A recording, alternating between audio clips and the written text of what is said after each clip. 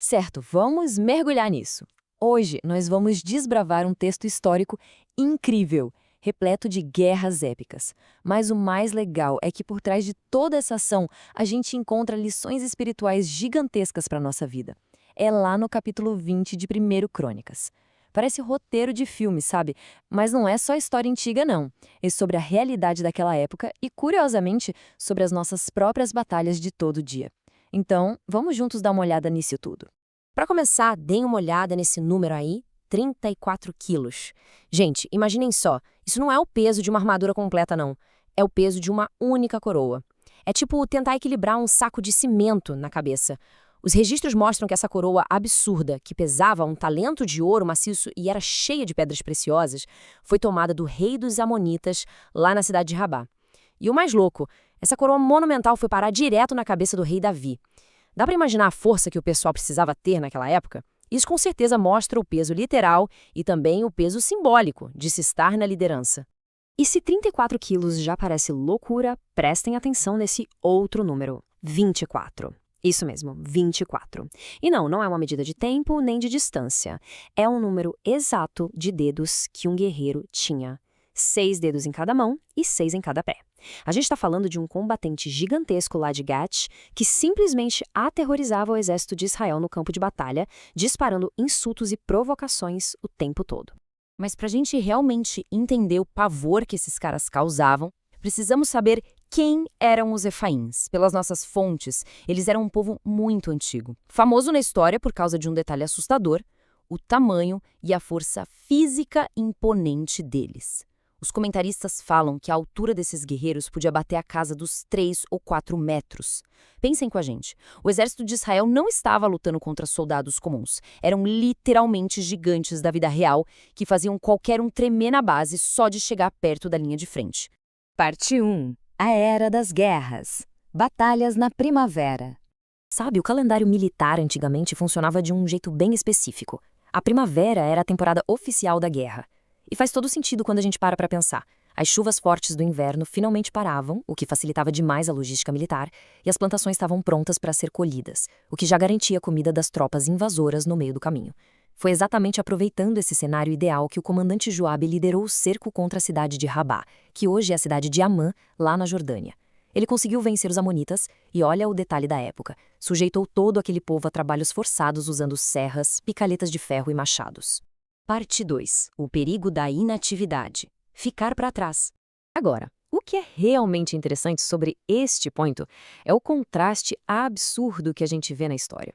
De um lado, você tem as tropas superativas na linha de frente sob o comando de Joabe.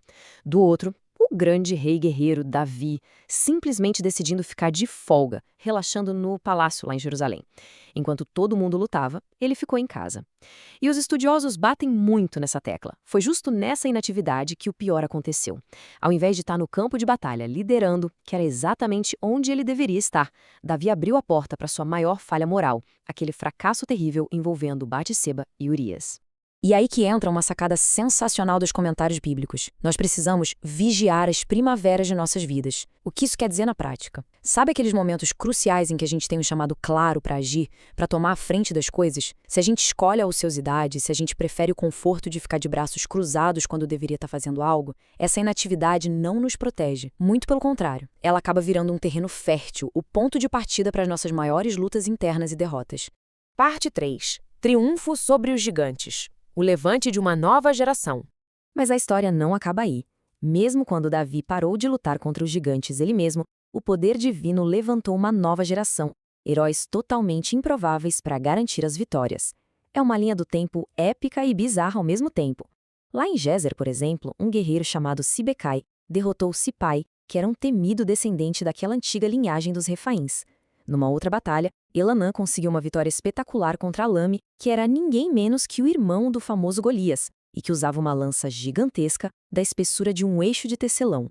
E lá em Gate, adivinha, Jonatas, sobrinho de Davi, foi quem apagou de vez aquele gigante provocador de 24 dedos. É incrível ver como a força de Deus agiu através de homens comuns para esmagar ameaças fisicamente impossíveis. Parte 4. Nossas batalhas espirituais hoje. O campo de batalha moderno. E todo esse cenário de gigantes sendo derrubados Funciona como um espelho direto para a gente hoje. O mundo mudou, claro, mas a guerra só assumiu um formato diferente. Tem uma frase muito marcante do pastor Ebertotti Armik, que diz assim: a vida cristã é um campo de batalha. Quem não é guerreiro é vítima. Não há campo neutro nesse embate. Bem direto, não é? Isso nos alerta para o fato de que estamos numa guerra espiritual constante, e o sucesso nessas batalhas invisíveis não vem de confiar nas nossas próprias habilidades, mas de nos alinharmos inteiramente à força que vem de Deus.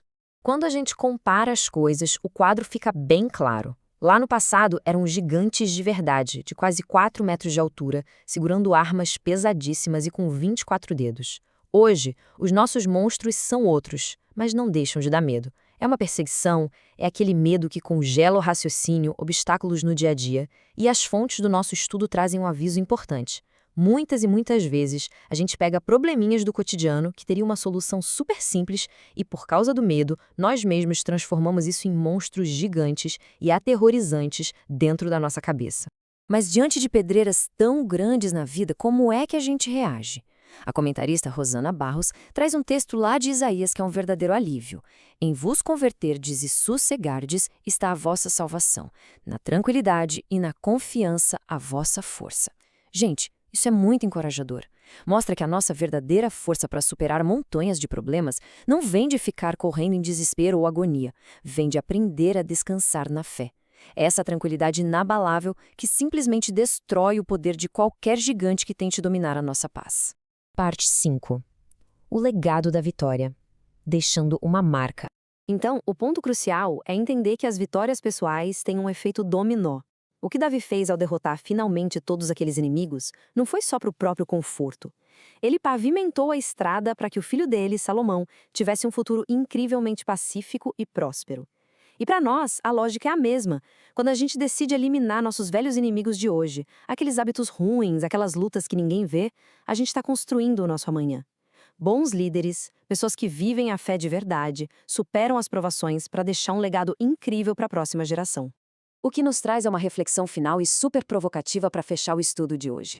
Quais são os gigantes modernos que estão aí, agora mesmo, parados no meio do caminho da fé?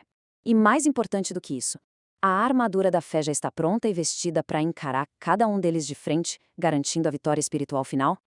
Fica aí essa pergunta para a gente pensar e enxergar os nossos desafios diários com outros olhos. Muito obrigado pela companhia hoje e até a próxima.